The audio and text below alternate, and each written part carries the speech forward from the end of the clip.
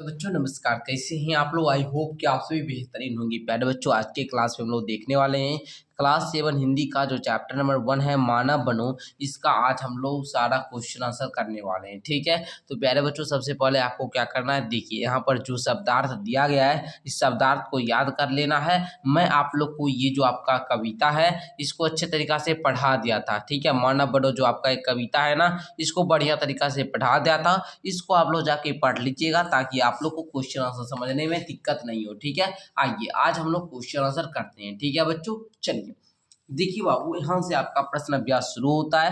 यहाँ पर क्वेश्चन है, पाठ से लिया गया क्वेश्चन है।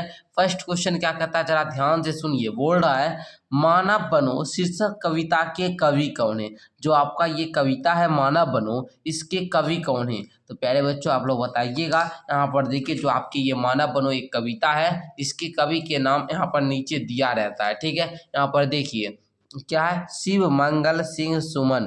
शिव मंगल सिंह सुमन कौन है, ये मानव बनो कविता के कवि हैं, ठीक है। तो आप लोग लिख लीजिएगा, मानव बनो कविता के कवि कौन है, शिव मंगल सिंह सुमन। तो इसको देखिए हम यहाँ पर दे भी चुके हैं, आप लोग लिख लीजिएगा, मानव बनो शीर्षक कविता के कवि शिव मंगल सिंह सुमन हैं। ओके, चलिए समझ चुके हैं ना, आगे बढ़िए। दूसरा कहता है मानव बनने के लिए हमें कौन कौन से कार्य करने चाहिए। मानव बनने के लिए हमें कौन कौन से कार्य करने चाहिए। तो प्यारे बच्चों देखिए उत्तर में क्या लिखिएगा, जरा सा ध्यान दीजिएगा तो समझ में आएगा। आप लोग उत्तर में लिखेंगे यहाँ पर मानव बनने के लिए हमें निम्न कार्य करने चाहिए, ठीक है। पहले किसी पर आशा नहीं करना चाहिए, किसी का आसरा नहीं करना चाहिए कि नहीं अगर वही है हम उसी पर डिपेंड रहेंगे, वही देगा तभी हम ये काम करेंगे, नहीं देगा तो नहीं होगा काम, ठीक है। मतलब ऐसा नहीं, कोई कोई होता है कि अगर वो करेगा तभी होगा काम, नहीं करेगा तो नहीं होगा। ऐसा नहीं करना बाबू, किसी पर आशा आपको नहीं करना है, ठीक है। आंसू नहीं बहाना चाहिए कभी भी। कोई भी चीज़ से हारे, मानिए एग्जाम दिए उसमें असफल हो गए तो हमको आंसू उस पर नहीं बहाना है, बल्कि हमको उससे प्रेरणा लेकर और फिर से एग्जाम देना है और उस एग्जाम में हमको क्या करेंगे, सफल पाएंगे। तो आपको किसी भी पछतावा में हाँ थोड़ा बहुत आंसू बहाइए। जब मेहनत बाबू कोई करता है तो आंसू थोड़ा बहुत निकलता ही है, लेकिन हाँ आपको सुबह से जिस दिन आप मानिए सफल हुए, आपको उस दिन प्रण लेना है कि नहीं आगे हम इस एग्जाम को निकाल कर ही रहेंगे। तो वही आंसू नहीं उतना बहाना है, ठीक है। चलिए तीसरा, किसी के आगे हाथ नहीं फैलाना, किसी के आगे हाथ नहीं फैलाना है। सभी को हाँ भगवान ने हाथ दिए हैं, सभी अपने मेहनत से क्या करेंगे, अपने अपने अपने अपने भोजन की जो है बाबू आप लोग अपने लिए व्यवस्था करेंगे, ठीक है। तो किसी के आगे हाथ नहीं फैलाना है, ठीक है। मेहनत करना चाहिए, हमेशा मेहनत करेंगे तो हमें मानव बनने के लिए ये सब काम करना होगा, ठीक है। चलिए आगे देखिए। तीसरा, कवि के अनुसार सबसे बड़ी भूल क्या है। तो ये आप लोग यहाँ पर पढ़े थे, मैं कविता पढ़ा रहा था तो उस समय मैं बताया था कि है भूल करना प्यार भी है, भूल या अनुहार भी, पर भूल है सबसे बड़ी, पर भूल है सबसे बड़ी करना किसी का आसरा। मतलब बोलते हैं अगर प्यार करना भूल है, अगर किसी को मनाना भूल है तो सबसे बड़ी भूल है किसी का आशा करना। किसी का क्या करना बाबू, आसरा करना। मतलब क्या, किसी पर आशा करना, किसी पर डिपेंड होना, ठीक है, निर्भर रहना। तो बाबू लिखेंगे आप लोग उत्तर में, मानव का सबसे बड़ा भूल है किसी का आसरा करना अर्थात आशा लगाना। समझ में आया आप लोगों को, लिख लेंगे। तो इस प्रकार आपका ये 1 से लेकर 3 नंबर क्वेश्चन तक क्लियर हो चुका है। अब 4 नंबर में बोल रहा है अर्थ स्पष्ट करें, आपको अर्थ स्पष्ट करना है। अब अश्रु दिखलाओ नहीं, अब हाथ फैलाओ नहीं, अब हाथ मत अपने मलो। अच्छा ये आगे वाला है ना, इसका 2 ही पंक्ति, अब अश्रु दिखलाओ नहीं, अब हाथ फैलाओ नहीं, ठीक है। तो इसको देखिए बाबू, इसका अर्थ तो हम आपको बता देंगे, लेकिन आपको अर्थ को किस प्रकार लिखना है ताकि जो कॉपी चेक करेंगे आपके वो प्रसन्न हो जाएंगे, ठीक है ना। तो उसके लिए आपको इस प्रकार से थोड़ा सा लिखना है। देखिए यहाँ पर मैं दिया हूँ, प्रस्तुत पंक्ति मानव बनो कविता से ली गई है। जब भी हम लोग अर्थ स्पष्ट करते हैं तो इसी प्रकार लिखते हैं, प्रस्तुत पंक्ति मानव बनो कविता से ली गई है जिसके कवि शिव मंगल सिंह सुमन हैं। कवि इस पंक्ति के माध्यम से कहना चाहते हैं कि हमें किसी के आगे रोना नहीं चाहिए, हमें किसी को आंसू नहीं दिखाना चाहिए कि हमें किसी चीज़ की क्या है, कमी है। हमें किसी चीज़ के लिए हाथ नहीं फैलाना चाहिए बल्कि आत्मनिर्भर बनना चाहिए। तो बच्चों ये आप लोग अर्थ में लिख लेंगे, ठीक है। इतना ही आपको लिखना है। आगे देखिएगा क्या बोल रहा है क्वेश्चन।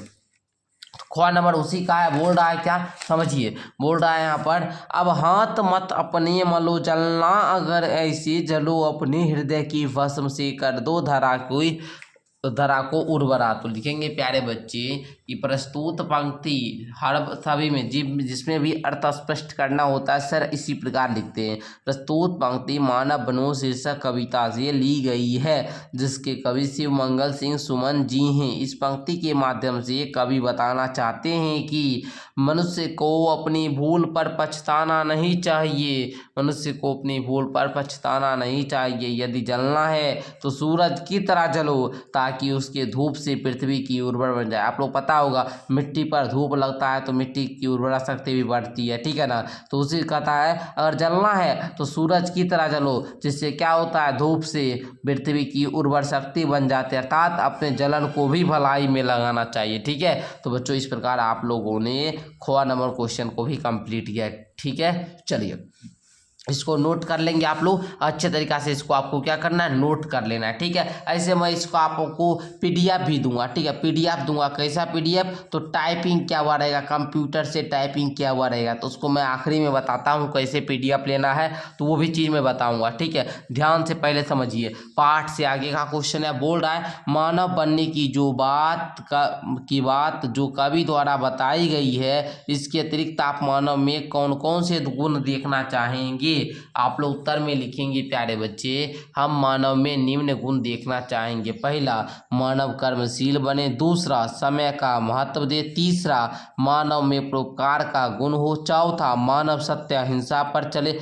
पांचवा, मानव अनुशासित हो। तो बच्चों यही आपको पांचों लिखना है, तो यही पांचों अगर नोट डाउन कर लीजिएगा तो आपका क्लियर हो जाएगा फर्स्ट क्वेश्चन। आगे सेकंड क्वेश्चन पर हम लोग बढ़ते हैं। सेकंड क्वेश्चन है, अगर कोई समस्या आपके सामने आती है तो उस समस्या का समाधान आप कैसे करते हैं, उदाहरण सहित समझाना है बच्चों। तो आप लोग क्या लिखोगे, ध्यान से समझिए, उत्तर लिखेंगे, अगर कोई समस्या मेरे सामने आती है तो मैं घबराता नहीं। फर्स्ट, अगर हमारे सामने कोई समस्या आती है तो पहले तो हम उस समस्या से घबराएंगे नहीं, ठीक है।